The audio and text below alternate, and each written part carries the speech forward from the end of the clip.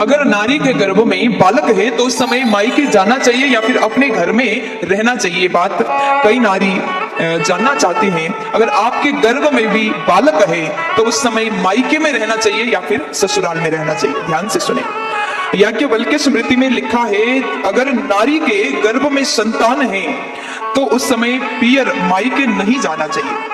क्यों नहीं जाना चाहिए, उस विषय पर भी चर्चा किया है।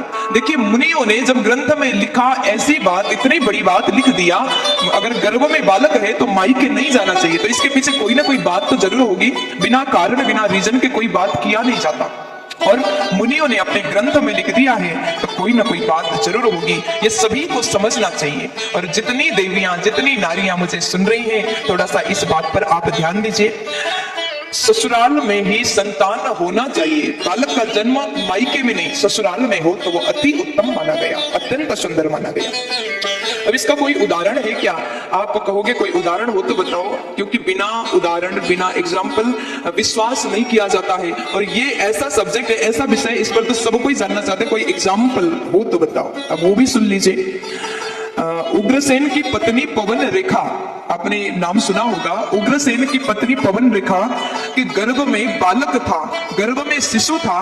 उस समय पति उग्रसेन के समझाने के बाद, देवी मायके मत जाओ, विविध प्रकार से समझाया, लेकिन पवन रेखा मानी नहीं, अपने पति के बात को स्वीकार नहीं किया, मानी नहीं और मायके चली गई। अब आप जानते ही है, मायके जाने के बाद खूब ज्यादा खिलाना पिलाना, दही खाओ, रबड़ी खाओ, रसमलाई खा लो, कड़ी खा लो, ये खाओ वो खाओ, खूब खिलाया। और पवन रेखा बड़ी खुश होकर के सभी चीज खाने लगी। और उसके बाद पिता के बगीचे को देखने के लिए, अपने पिता के बगीचे में घूमने के लिए पवन रेखा बगीचे में चली गई। और बगीचे में घूम रही थी, और उस बगीचे में एक द्रुमिल नामक राक्षस था, जिसका निगाह, जिसका नेत्र पवन रेखा के उदर की ओर पहुंचा। पवन रेखा के उदर को द्रुमिल नामक राक्षस ने देख लिया, और परिणाम क्या हुआ? कंस जैसा महापापी पैदा हुआ। इसलिए कहा जाता, मुनियों ने लिख दिया, गर्भावस्था में कहीं भी ना जाए, मायके ना जाए, ससुराल में ही रहे।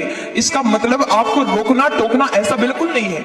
देखो, जितना हो सके उस समय नारी को अपने उदर जो है, पेट जो है, ढक के रखना चाहिए। कोशिश करिएगा आपका उदर कोई व्यक्ति देखे ना, नजर भी लग सकता है, और गलत नजर अगर लग गया तो पैदा होने वाला संतान दुष्ट भी हो सकता है। इसलिए माताओं को, देवियों को, बहनों को विशेष में निवेदन करना चाहती हूँ, गर्भावस्था में अगर आपके गर्भ में संतान है तो आप ज्यादा बाहर ना जाएं, ज्यादा घूमें ना, अपने स्वास्थ्य का ध्यान रखें, घर पर ही रहें।